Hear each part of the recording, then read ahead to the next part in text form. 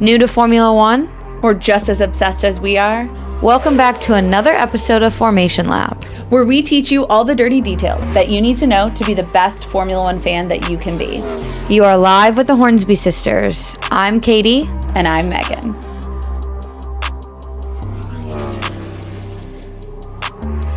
All right, everyone, 2020 is officially in the books. And before we start putting all of our focus on 2022, we wanted to do a quick recap of the second half of the season. If you want a quick refresher of the first half, we recommend you check out our episode titled 2021 Season Recap Part 1 that walks you through the season up until the Italian Grand Prix in Monza. And without further ado, let's look back on the second half of the season, the last final races, and say good night to the 2021 season. Okay, Katie, let's get it started with our team in last place, but potentially first place in our heart, Haas Ferrari. I don't know if they're first place in my heart. That's why I said potentially. All right, well, let's talk about the rookie years of Mick Schumacher and Nikita Mazepin. So the whole goal of the season were for these rookies, these brand newbies to Formula One, to basically learn how to even Formula One. Did Nikita Mazepin actually learn to Formula One, though? I think we're still working on that one, honestly. So I think Mick Schumacher got comfortable with being in Formula One. I'm not sure if Nikita's there yet. Well, we do know that Haas this year did not spend any money developing their car. They spent it all on the 2022 car, which I'm not going to lie, was probably a good play by Haas. They really struggled to understand the pace of the car all week. They had issues with driving the car. They had some chassis that were not really up to speed. I know at some point towards the end of the season, Nikita's father paid for another chassis for Nikita because he didn't like the one he had, or I believe there were some complications as well. So Daddy's money. We all, I will say what's kind of cool about talking about the Haas car is that Schumacher's race engineer, Gary Gannon, has made it very clear that it's kind of hard that we're all judging Haas as being such a shit and judging Mick Schumacher and Nikita Mazepin on their rookie year because the car is just that hard to drive. So it's really, this year is not a real indicator of what they're going to be able to do in Formula One. I know Katie and I have some hope that they're going to have a little bit more oomph next year, especially considering we know that the Ferrari engine is starting to look good. Yeah, we saw it. Mick Schumacher had his best finish P12 due to 6 DNFs, and Nikita had his best finish as P14 due to 4 DNFs. So the only way that they are really doing that well is because other drivers have been knocked out of races or could not continue. So we truly have no idea how good these drivers could be because they haven't been given the car that allows them to show what they're able to do. Hey, before we hate too much on Mick Schumacher's P12, we have to remember that was at Hungary where we did see him. We did see a Haas battle a Red Bull, and we even had Red Bull being like, not bad if you have half a car on the radio. So there were some glimmers of moments from Schumacher where we definitely saw that he has the knowledge. He has the race management in him. I think if he just had a better car, he would be a better driver. The whole season, we really saw Nikita and Mick facing each other. We didn't really see them battle anyone else other than that one time with the Red Bull. If we look at them in comparison, of the 14 races where both of the cars finished, Schumacher was higher 78% of the time in 11 of the 14 races. It's easy for me to say that out of the two of them, Schumacher is our star of Haas, and I'm sure that was very obvious to most. It was 100% obvious to me. Hell, Nikita Mazepin is literally ranked behind Kubica, who raced in only 2 races. A lot of people have asked why that is, and I did actually a lot of research because at first I was even confused about that, and it turns out that if you're horrible like they are and don't score points, in any of your races. It's based on whoever scored higher in the races that you raced against. So Robert Kubica scored P14th when Mazepin DNF'd in Italy, and then in the Netherlands, where Kubica again stepped in for Kimi Räikkönen, who had COVID, Kubica finished P15 where Mazepin DNF'd. So that's technically why Kubica is P20 in the driver's standings, and Nikita Mazepin is 21. I can't even say that without laughing. Sorry. I'm so sorry. We know I don't like him. It's gross, honestly. It's disappointing that someone who's only raced in 2 races is ranked higher than you. Excuse me? You've had 22 chances to show us what you can do, and the best you can do is be in spot 21. Daddy's money. All right, you mentioned Kimi, and I think that's the perfect segue to move on to Alfa Romeo. Absolutely. I mean, we've said it sometimes. I'm going to say it again. I am distraught that we are no longer going to have the Iceman Kimi Räikkönen. I don't even think we'll ever see him again. I've been telling people that. I'm like, he's gone. We never are going to see him again.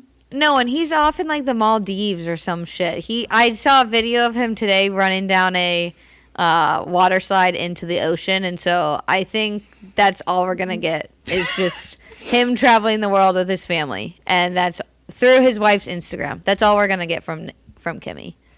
Did I shed a tear and have to take a 3-minute moment of silence alone this week when I saw all of the pictures that his Instagram has been changed to retired? I can't even say it now. It's just, okay, he's bye. Bye. It's heartbreaking. I can't believe he got old and left. How rude.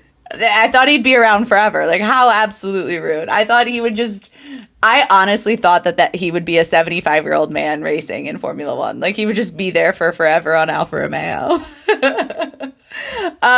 We also do have to say goodbye to Antonio Giovinazzi. I don't think we've seen the end of him, and I'm literally getting into Formula E because of Amen. him. I mean, Italian Jesus. I'm a Miss Italian Jesus, and really, I'm a Miss Italian Jesus always posting those cycling photos. Yeah, Megan loves the cycling photos. I prefer the hair down walking out of the paddock photos, but Megan has something about those cycling photos. Which is weird because I think bike shorts are weird. On men.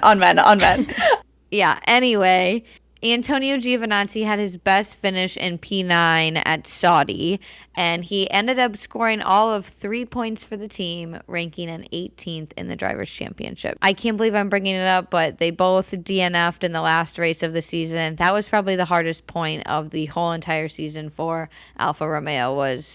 It's the last race for both of your drivers, and you can't even get their car to the finish line. I had this horrible thought, about 3.5 minutes before lights out and away we go. Right about the formulation lap that was starting, I was like, how great would it be if, Giovinazzi got a podium today? Could you imagine?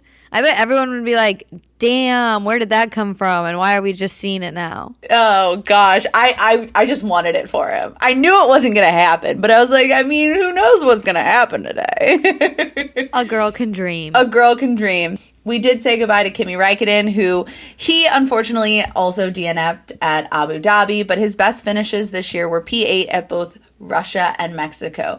I will say it was very sad for me to miss having a full 22 races of Kimi due to COVID, especially at Monza, because Italy, I wanted him to race there. It's Monza and it's Italy, and he spent so much of his career with Italian racing teams. So we said goodbye to both of them, but I'll be interested to see Bottas next year and Zhao, who was this week out practicing. So we did get a glimpse of him practicing with Valtteri. Yeah, and Valtteri had a very, very seasonally appropriate helmet with little Christmas icons all over it, and I thought that was so cute, so I had to mention it. We're going to talk about him later, but I also would like to mention that his love of ice hockey in the off season has made me I feel like I need to try to stream a Valtteri Bottas playing ice hockey game. I don't know how that's possible, but I'm gonna find one on the internet. DM me a link. I'm also willing to fly to Finland and try to play with him. I think it'd be really cool.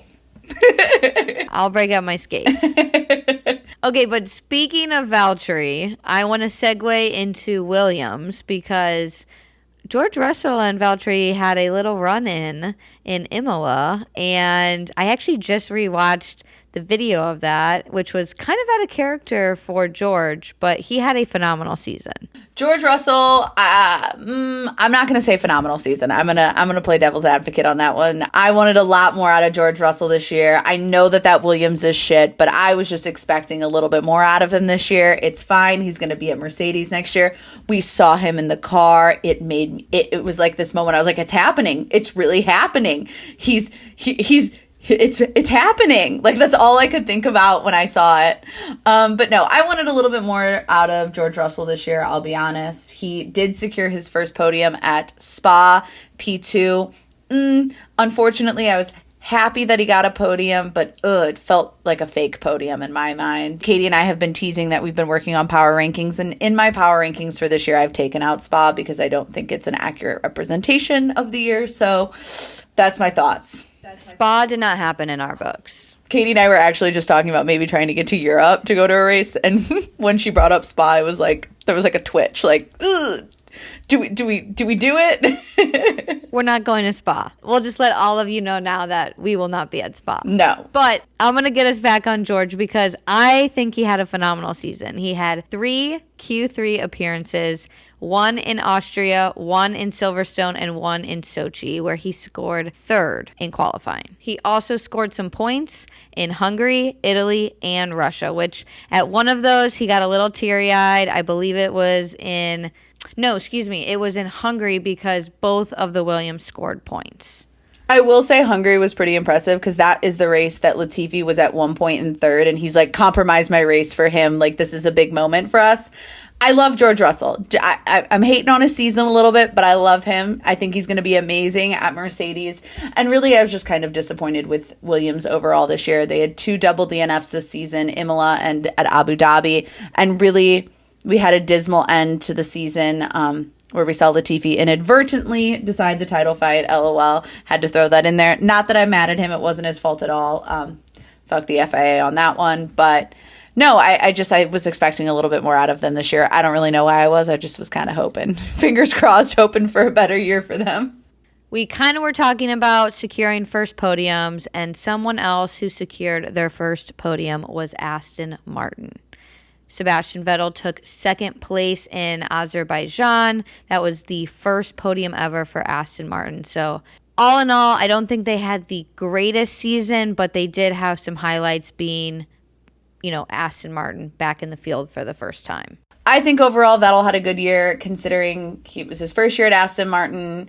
Things just didn't really seem to click for Aston Martin this year. It felt like a lot of bad luck, especially that 2nd place finish in Hungary that he was eventually disqualified from due to the lack of fuel to test at the end of the race. I don't know. It felt like an unlucky year overall for Aston Martin, but we did see Sebastian Vettel take home our Crypto.com Overtake Award, winning with 132 overtakes for the year. While it wasn't a crown like Katie and I predicted, it wasn't $1 million, it wasn't all these cool, exciting things, it was a stupid-looking trophy. The best part of him winning was Sebastian Vettel right at the end of the Abu Dhabi Grand Prix on the radio was like, did we win the overtake thing?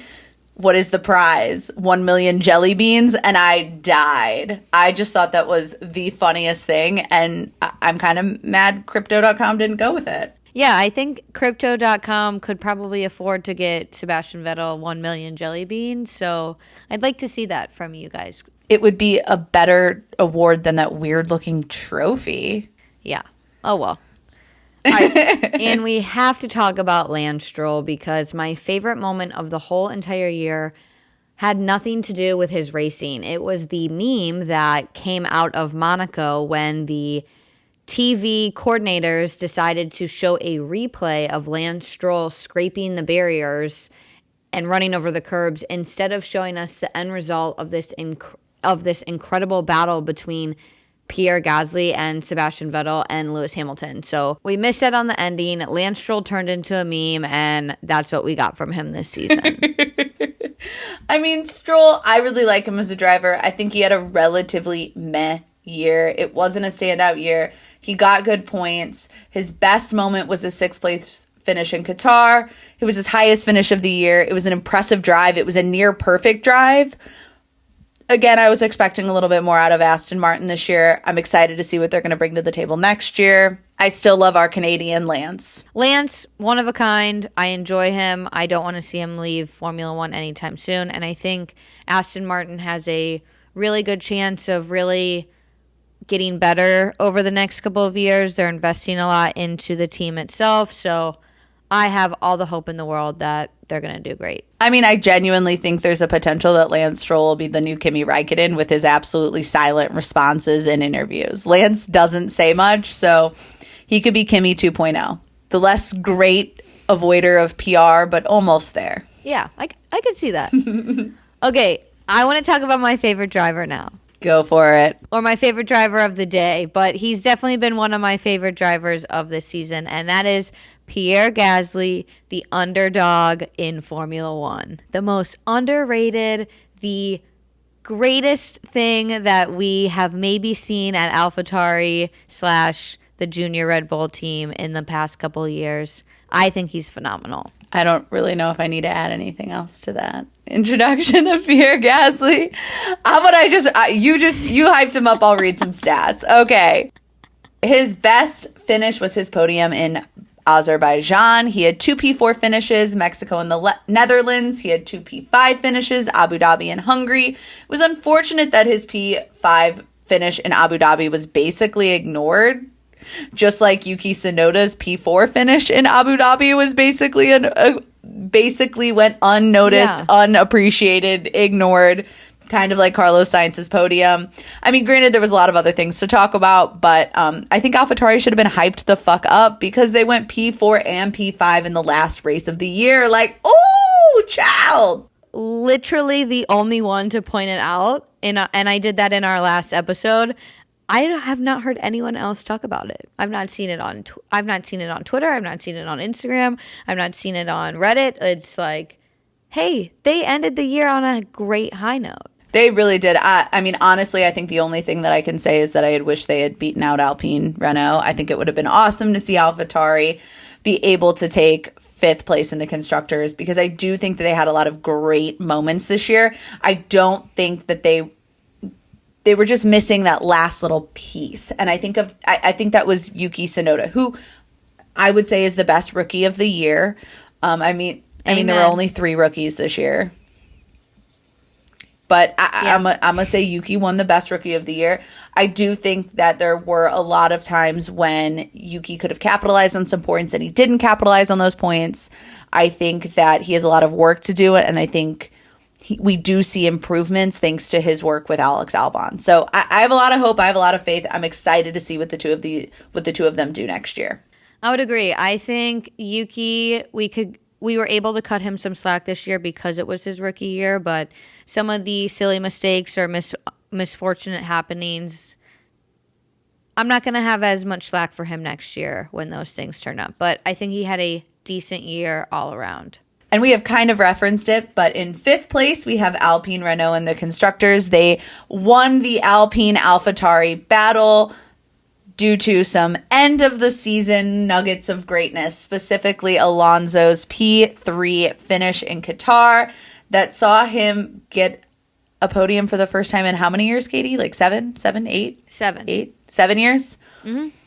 The last time Fernando Alonso got a podium, Max Verstappen was not even racing in Formula One, which that stat, like... It's mind-blowing. It doesn't translate in my brain. He is one of our veterans, and we saw him not only succeed in El Plan, but he took 2nd place in the overtaking standings with 128 overtakes of the season. Fernando Alonso's partner is Esteban Ocon, who really performed this year. I'm not going to lie. He had a decent season. He won in Hungary, which was awesome to see. And we saw him almost get a podium in Saudi Arabia. He almost so close. He could smell the cookies at the end of the race. And then Valtteri Bottas was like, nope, that's porridge. It's mine.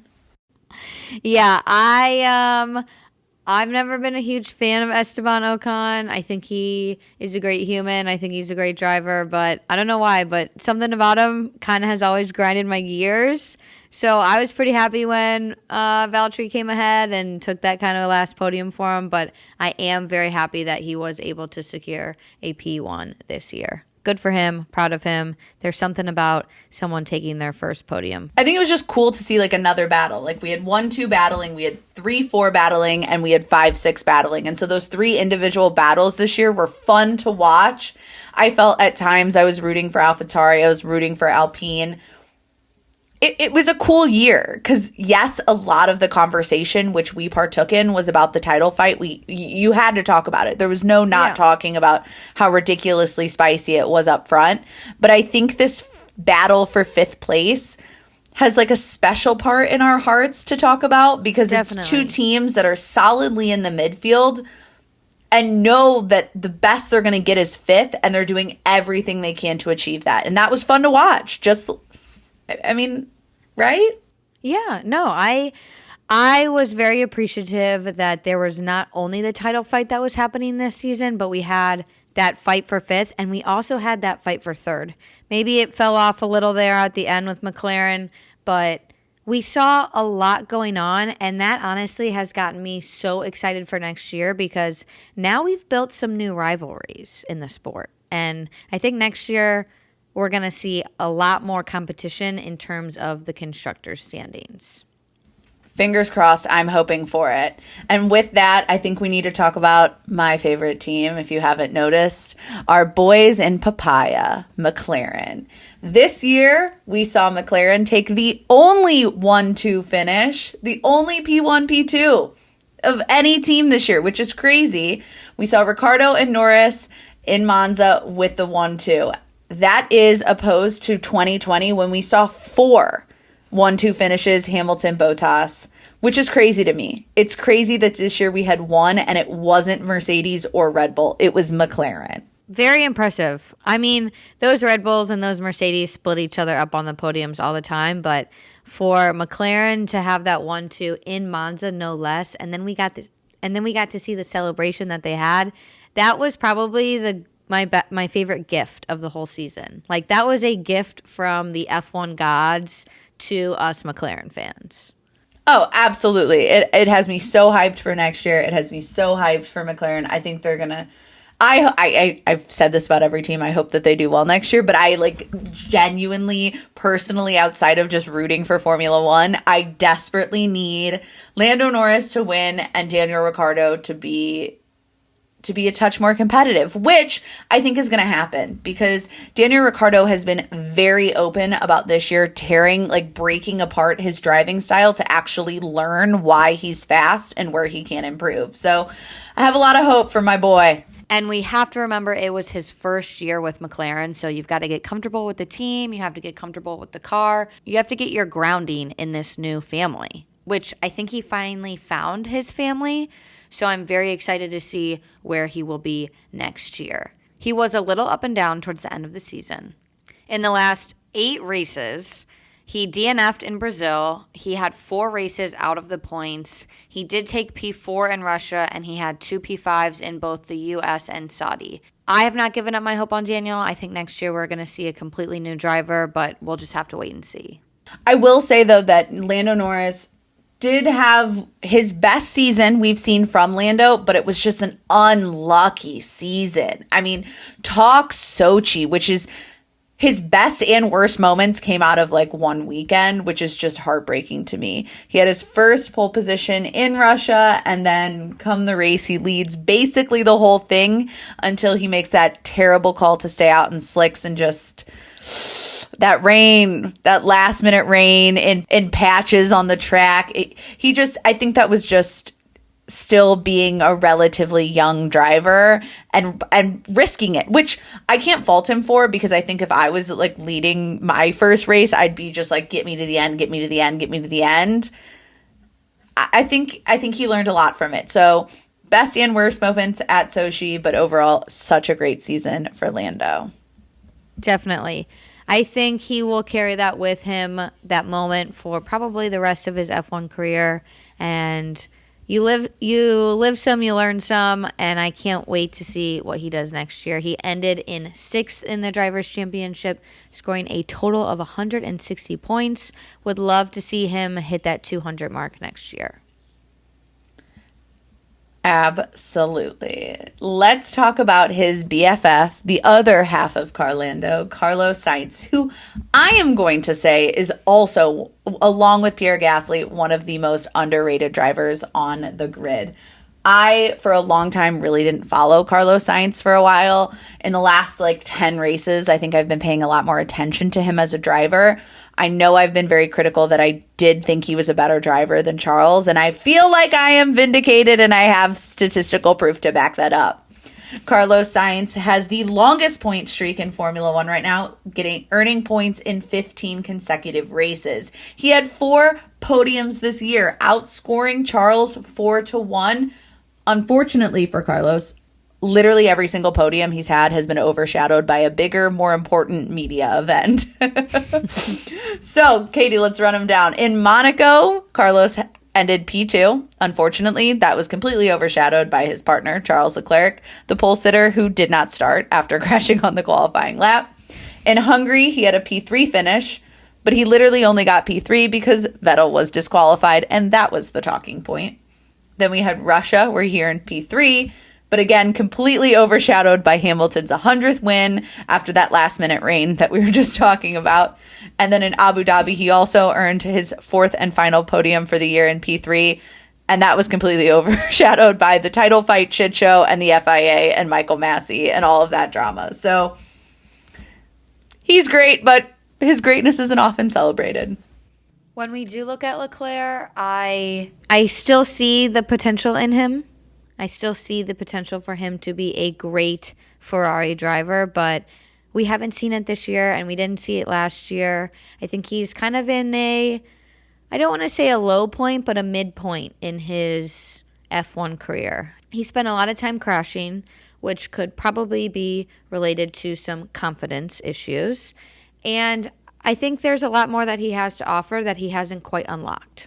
Yeah, I would 100% co-sign all of that, and I am hoping that Ferrari does get a win in 2022 because 2021 is the second winless season for Ferrari in a row, which hasn't happened since 1992 and 1993. So, hoping for something out of Ferrari next year. Okay, so I know Megan won't want to discuss Max Ewell, so I will.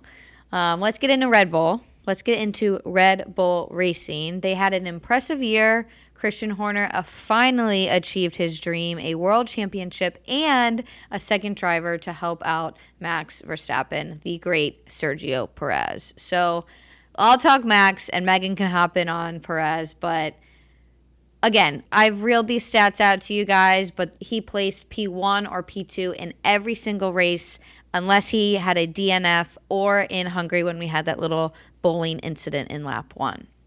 He had 10 P1s and 8 P2s. He hit pole position 10 times, and he had 6 of the fastest laps. He won the first sprint, gaining a total of 7 sprint points throughout the season. And I have said this again multiple times this season. I have seen a different driver in Max than I have seen in past seasons.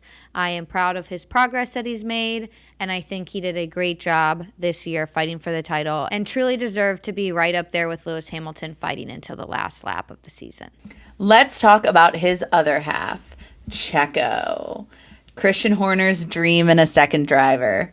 I think he dreamed about a second driver more than he dreams about his wife, Ginger. I don't know. I always got to throw some jabs in there at Christian. That man boils my blood. Okay, back to Checo. Don't want to get sidetracked. This year, Checo scored 190 points, which is more points than he scored in the previous 2 years combined. He only had 125 points in 2020 and then 52 in 2019. So overall, very impressive year for him. He had 5 podiums, including a first place finish in Baku. And most importantly and most memorable of the year was his P3 finish in Mexico, where he became the first Mexican driver to get a podium in their home race. So impressive year for him. He definitely deserved to be up there fighting. I think he has earned that spot in Red Bull time and time again. We saw that amazing defense against Lewis Hamilton in Abu Dhabi. That literally was the reason Max was able to win. I'm gonna put it there. Period. End of story. Like I've said before, Max, you owe him a bucket of tequila. Like maybe a boat of tequila. I don't know, enough tequila for the next 3 months of tequila drinking. But no, it was an impressive year. I'm happy for him. I'm excited to see what he's going to do next year. I've said it twice now, so I'm going to stop talking. I think one of the top 10 moments of the whole entire season for me was his win in Mexico and getting to see not only his dad celebrate in the way that his dad celebrated and be able to watch his son overlook Sergio be handed the trophy in the celebration. He has done an incredible job this season. I'm so happy that Red Bull chose to bring him to the team, and I truly think that Verstappen and Perez are a power duo that are just phenomenal, and I think they've found their rhythm, and they are going to be the ones to beat for years to come. And last but not least, winning their 8th title, their 8th championship, which is so impressive, is Mercedes, which unfortunately we do have to again acknowledge that Valtteri and Hamilton's partnership has come to an end. They are the second winningest partnership, only behind Schumacher and Baccarello. So it is like an end of an era at Mercedes, but I am beyond excited, like cannot express my excitement about the partnership between Lewis Hamilton and George Russell. I genuinely think that Lewis and George are going to be amazing together. And if for nothing less than Lewis Hamilton will get an opportunity to not only like mentor a young driver, but will mentor a young British driver. I do think that I know that Lewis Hamilton has mentioned that he would love to see George Russell earn a title championship and be like the next Briton to do so, which I think is such a cool, I just love that he says that about his future partner. I'm very excited for it.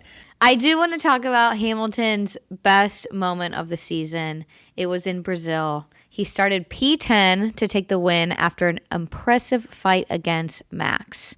It was kind of a shit weekend. He got DQ'd from qualifying due to a DRS issue with the back wing, and he started the sprint in P20. He made it all the way up to P5 in how many laps was that, Megan?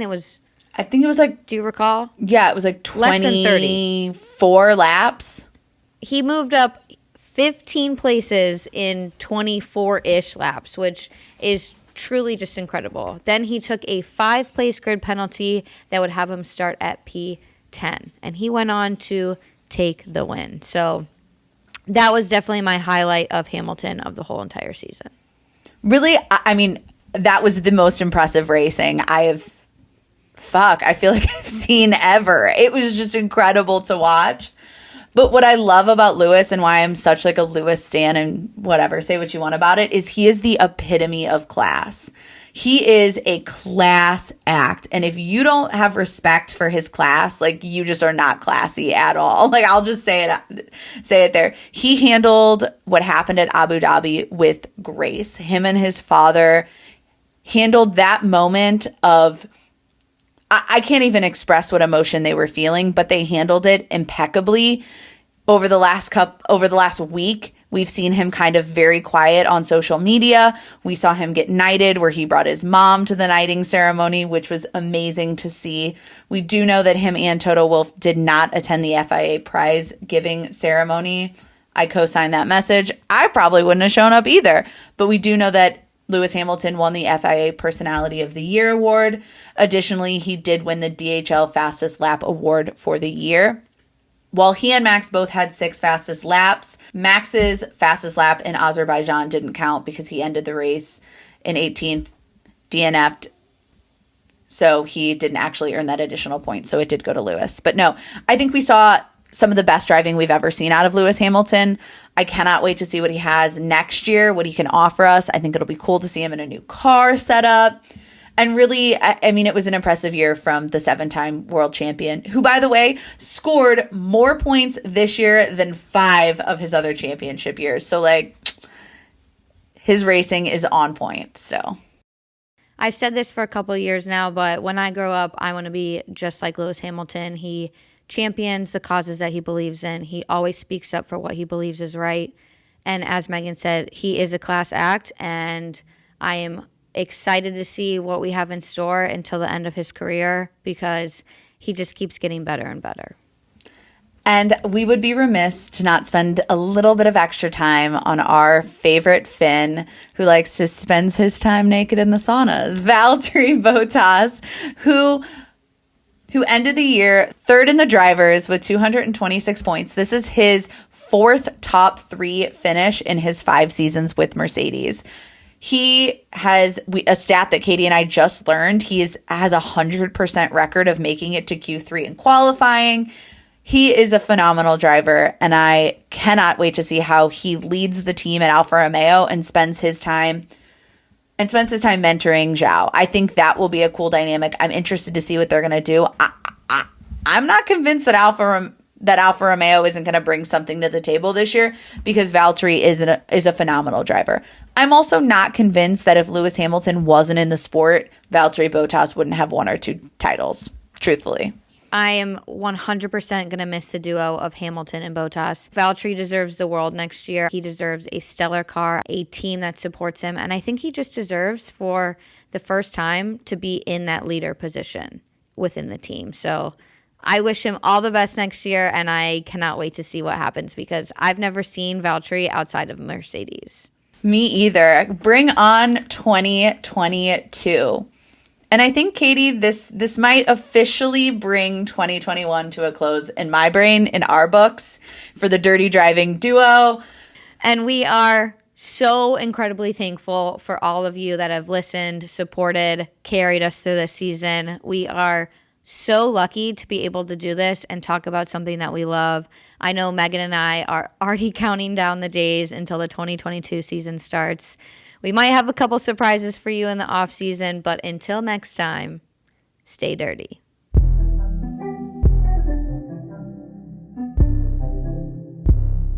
Thank you so much for listening to another episode. Don't forget to subscribe and follow us at Dirty Driving Pod on Twitter and Instagram. Until next time, stay dirty.